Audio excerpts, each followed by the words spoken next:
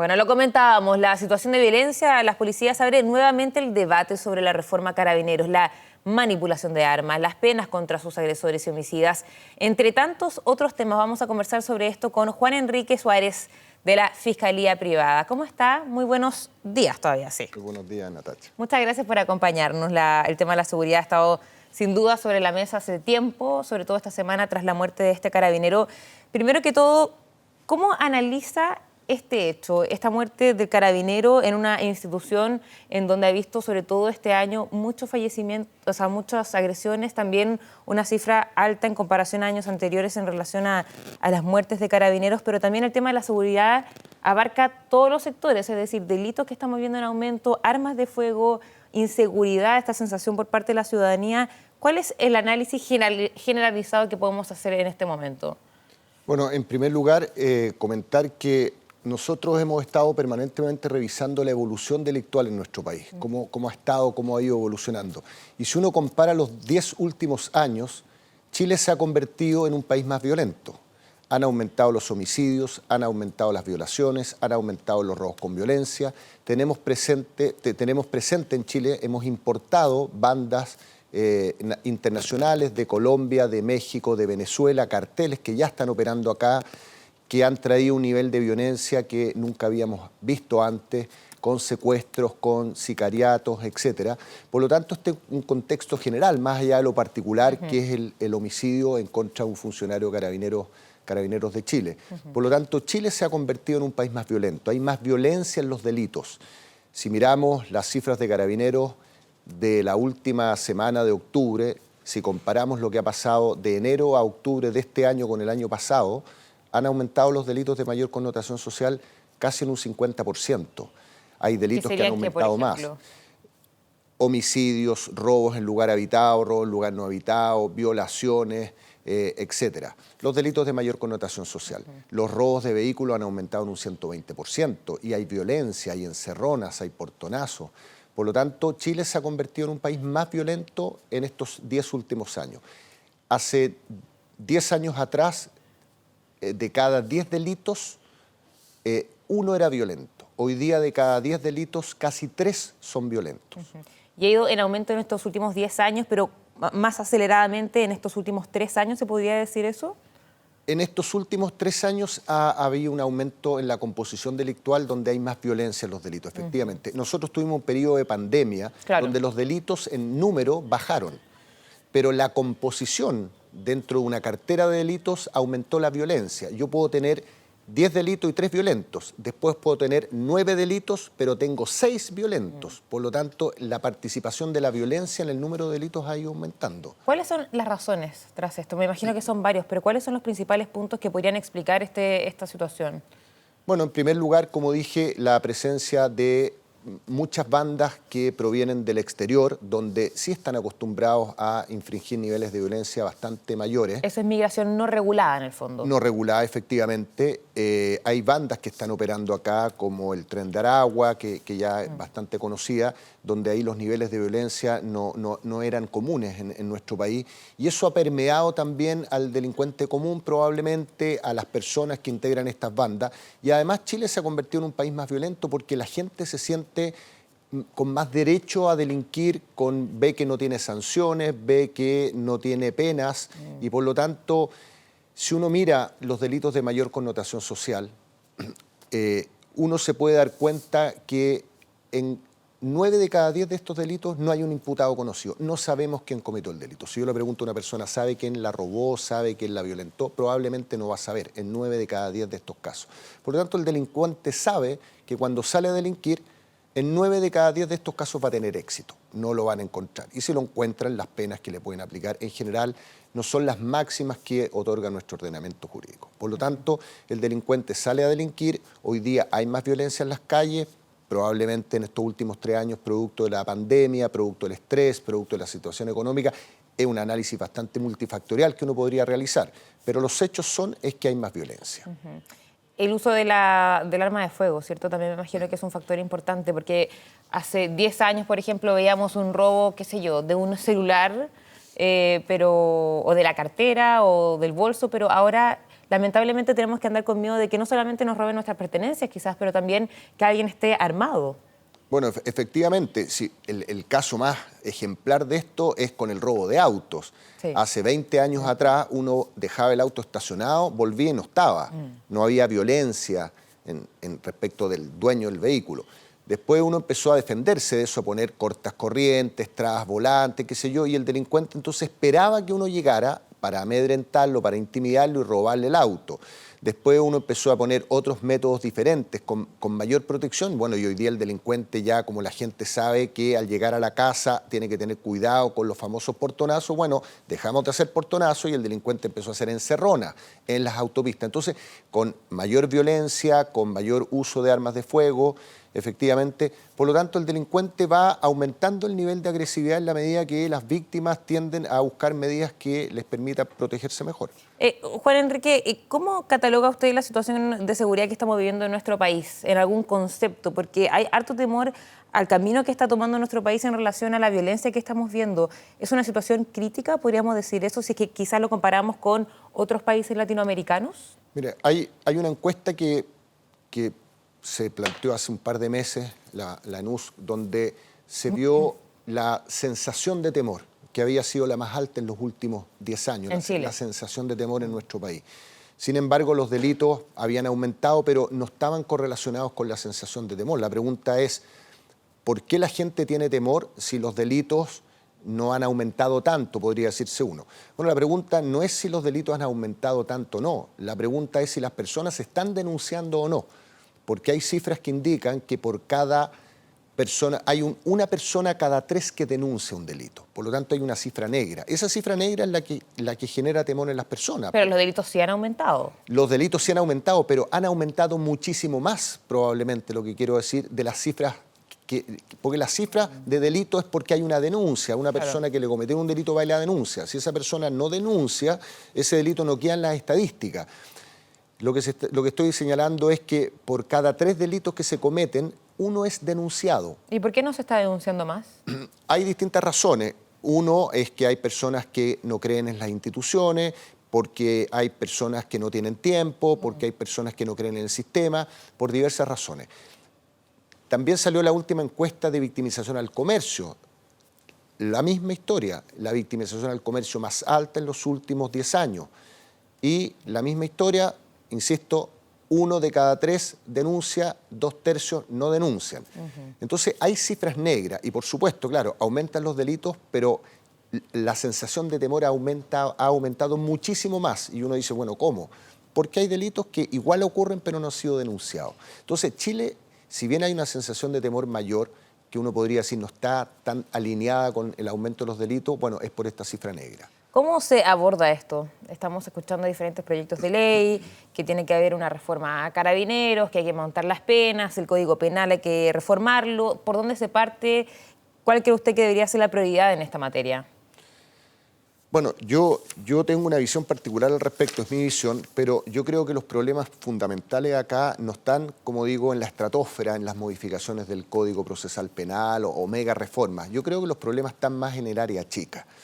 Nosotros tenemos que hacernos cargo de que el delincuente que comete un delito primero sea encontrado, cuestión que no se encuentran a todos los delincuentes, como decía, en los delitos contra la propiedad y parte de ellos, parte de los delitos de mayor connotación social, solamente encontramos entre 1 y 2 de cada 10. ¿Y por qué tan bajo?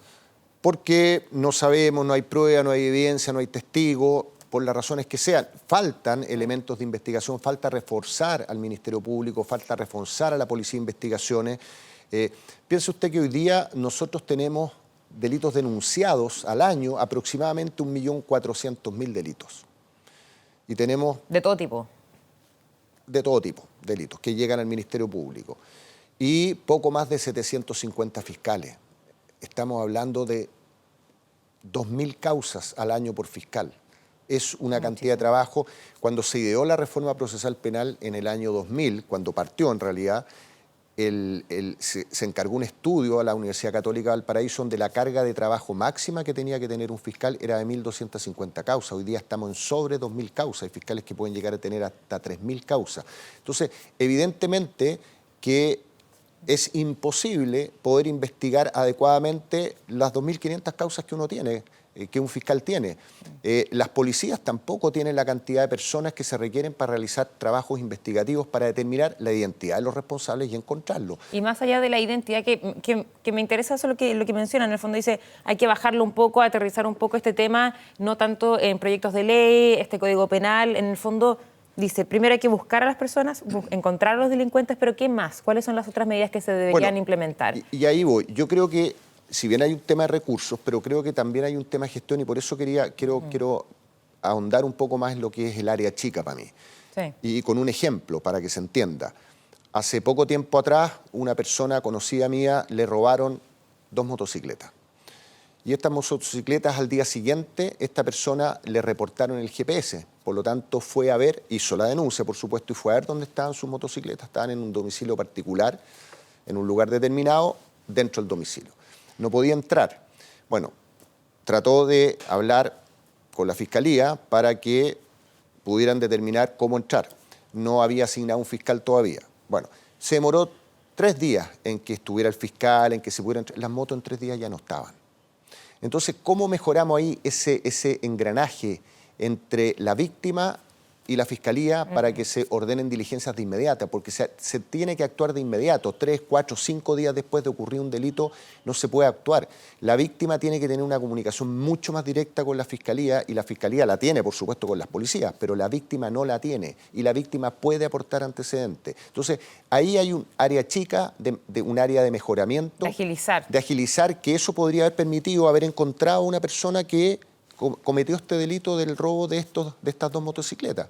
Entonces, ahí lo que estamos haciéndoles es ver al delincuente, oiga, sabe que su probabilidad de éxito, esta que tiene el 90%, porque 9 de cada 10 no lo van a encontrar, sabe que va a empezar a bajar. ¿Y aumentar las penas, por ejemplo? Siempre se habla de esta puerta giratoria. Generalmente cuando vemos, por ejemplo, y lo comunicamos nosotros, encerronas, portonazos, las personas que están involucradas tienen generalmente antecedentes. Natacha, estoy totalmente de acuerdo en aumentar las penas. Pero ¿a quién se las vamos a aplicar? Si no estamos encontrando a los delincuentes que cometieron los delitos, yo puedo tener penas del infierno, pero sigo encontrando a 1 de cada 10. Entonces, preocupémonos primero de encontrar a los 9 que no encontramos y apliquémosle lo que hay. Con eso yo creo que es, por lo menos por ahora, suficiente, pero podemos seguir aumentando las penas y yo digo, ¿a quién se las aplicamos? Si no está el imputado acá, no sabemos quién fue. Entonces, necesitamos reforzar el trabajo investigativo del Ministerio Público y la Fiscalía. ¿Los recursos que se han asignado para el presupuesto 2023 van en el camino correcto? No, yo creo, o sea, van en un camino correcto, pero a un kilómetro por hora. O sea, esto tiene que ser una política de Estado, no una política presupuesto de un órgano autónomo del Estado como el Ministerio Público, otro órgano autónomo del Estado, poder del Estado como el Poder Judicial, por acá el Ejecutivo. Esto es una política de Estado. Entonces pongámonos de acuerdo como Estado para que estas instituciones que participan del tema de la seguridad, del combate a la delincuencia, tengan un presupuesto que converse entre ellos. Cada institución hace su presupuesto a su pinta, como cree que mejor debe hacerlo, pero no hay alguien que se encargue de ver como política de Estado que esto funcione bien. Entonces, cuando uno dice, ¿son suficientes un 5% más de recursos para el Ministerio Público? Evidentemente que entre un 5 y un 0 yo prefiero un 5, pero la pregunta de fondo es, para combatir la delincuencia, ¿necesitamos 750 fiscales o necesitamos 1.500 fiscales? Esas son las preguntas de fondo que uno tiene que hacer. ¿Cuántos jueces de garantía, cuántos jueces orales en lo penal necesitamos? ¿Tenemos suficientes jueces? ¿Las audiencias las hacemos en 24 horas, en 15 días, en un mes, o estamos dando hora para 6 meses más para audiencia y por lo tanto enlenteciendo el proceso? ¿Policías? ¿Tenemos suficientes policías? ¿Tenemos suficientes unidades que se dedican a la investigación? Porque Carabineros tiene un rol preventivo y tiene parte un rol investigativo a través de sus unidades especializadas. ¿Tenemos suficientes recursos? ¿Tenemos suficientes personas? Yo creo que no tenemos, y prueba de ello es que los delitos siguen aumentando, seguimos con las mismas tasas de imputados desconocidos que hace 10 años, o sea, las mismas tasas. Mira, qué importante ese Entonces, índice. Cuando uno mira las cosas en su contexto, bueno, claro, los problemas no se arreglan con más leyes, está bien. Hay que hacer más leyes, hay que endurecer las penas. Pero de todas formas, lo que menciona usted son temas de largo plazo, ¿no? Son temas que pueden ser de corto plazo en la medida que no solamente exista la voluntad de las partes, sino que la acción de las partes, porque yo puedo tener la mejor voluntad de sacarme un 7 en una prueba, pero si mi acción es no estudiar, no me voy a sacar el 7. Entonces, que las partes, como digo, que es el Estado de Chile, el Poder Ejecutivo, el Poder Judicial, la Fiscalía y el Congreso, se pongan de acuerdo en lo que es el diseño de una política para combatir y enfrentar la delincuencia, que se otorguen los recursos, que se otorguen las personas, que se le dé prioridad a esto. Pero yo no veo que eso sea así. Inyectamos recursos por acá, recursos por allá, cositas por aquí, unos pesos para comprar más drones, otros pesos para no sé qué. Esos son parches, pero yo no veo que haya una política de Estado. Si uno ¿Cómo mira... se hace para prevenir este tipo de delitos? Porque claro, usted dice hay que encontrarlos, pero eso ya post-delito en el fondo. Mejorar también el sistema judicial. Pero para prevenir este tipo de hechos, ¿cómo hay que abordar eso también?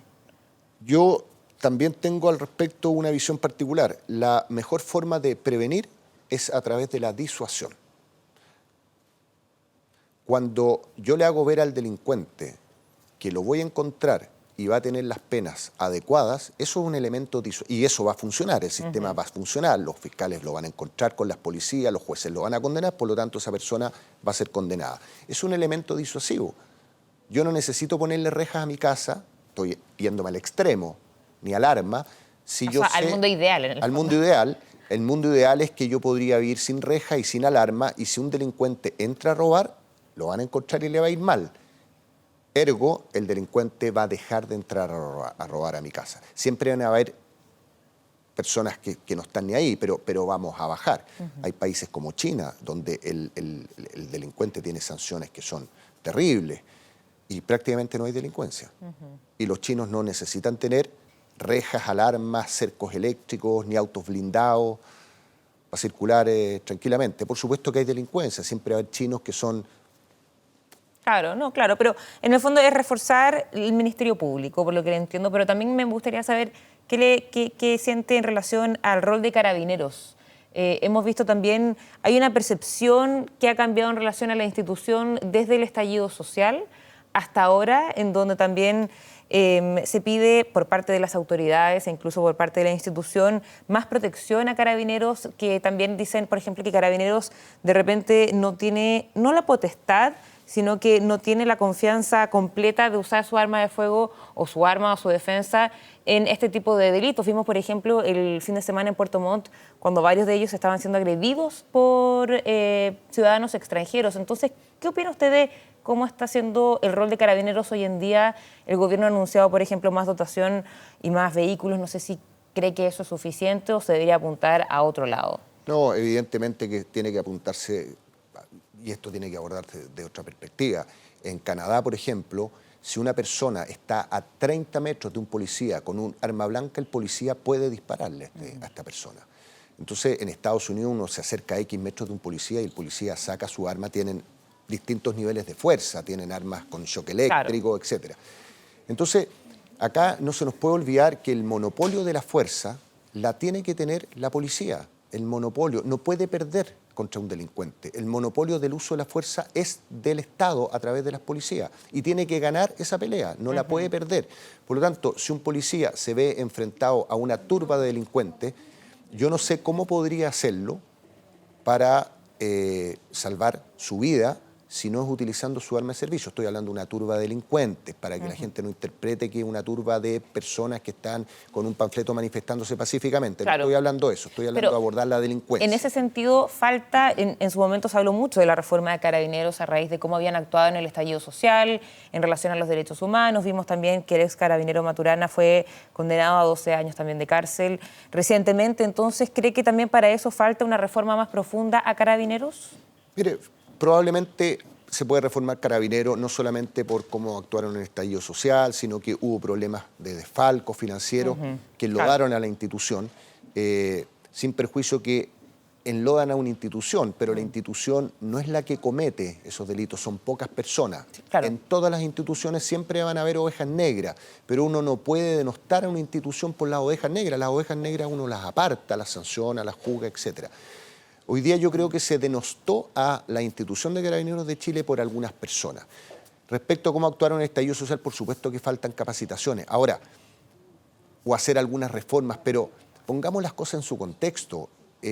La violencia que se dio en el estallido social fue una violencia que era inmanejable por cualquier policía del mundo si es que no hace uso de la fuerza.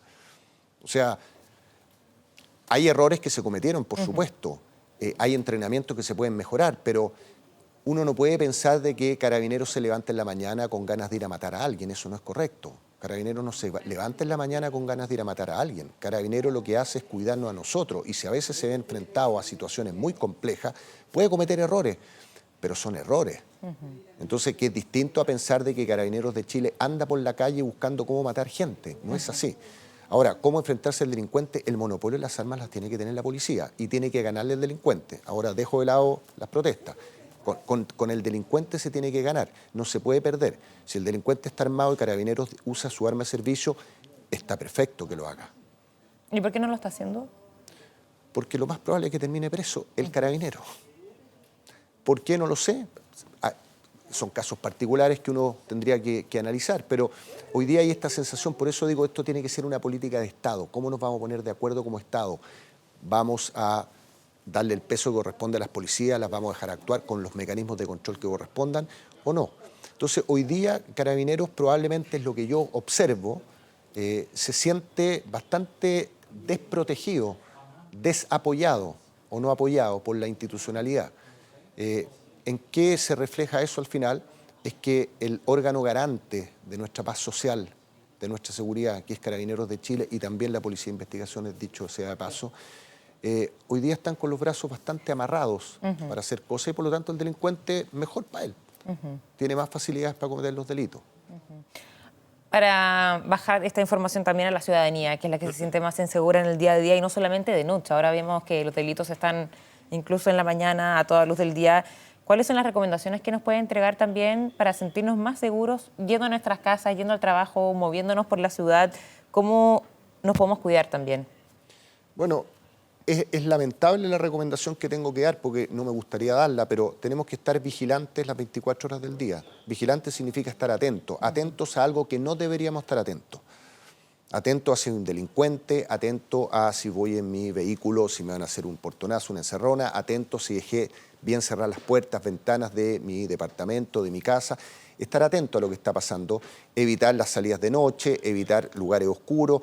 Las típicas recomendaciones, hay millones que no me gustaría darlas, porque en definitiva los que deberían estar atentos son los delincuentes de que los encuentren, no nosotros como víctimas o personas de bien, de estar dejando de salir a determinados lugares, dejando de salir a determinadas horas, estar todo el día pendiente por si me pueden cometer un delito o no.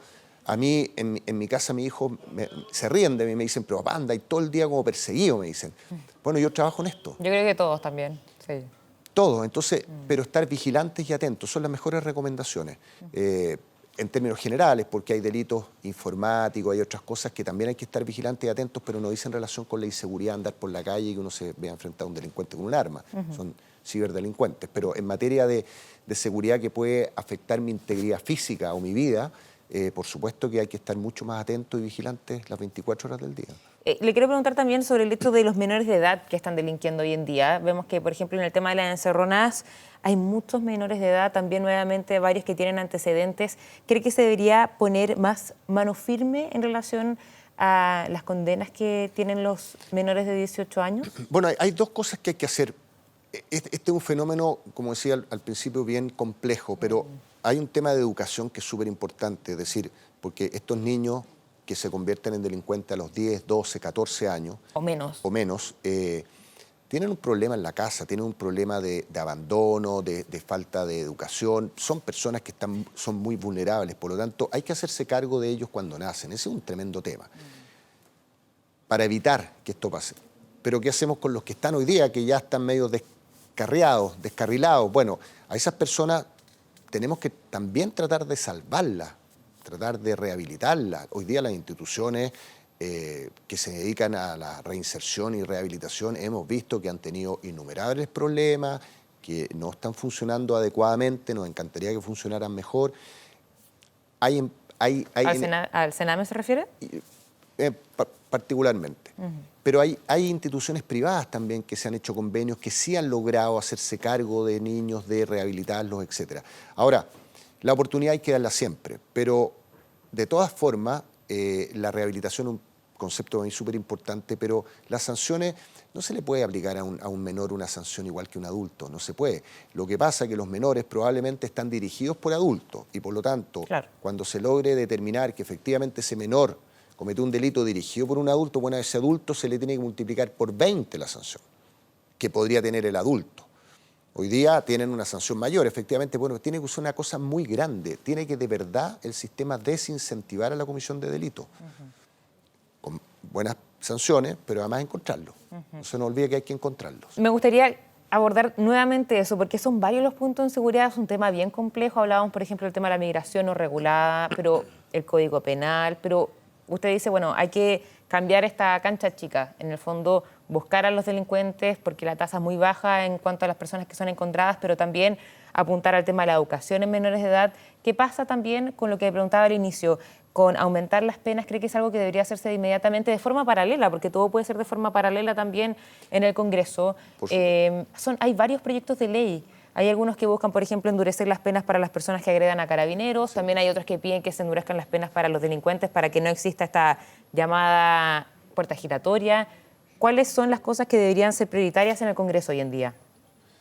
Bueno, yo insisto, lo prioritario en el Congreso es poder dotar de mayores recursos tanto a las policías como al Ministerio Público para que puedan investigar mejor y encontrar a más responsables. Y aparte de creo eso, que eso es fundamental. Las penas pueden ser en paralelo, si no hay ningún problema. Yo creo que hay que endurecer ciertas penas para ciertos delitos. ¿Cómo cuáles? Como por ejemplo agredir o matar a un funcionario policial en servicio. O sea, ¿Cadena perpetua? por Sí. ejemplo, podría ser.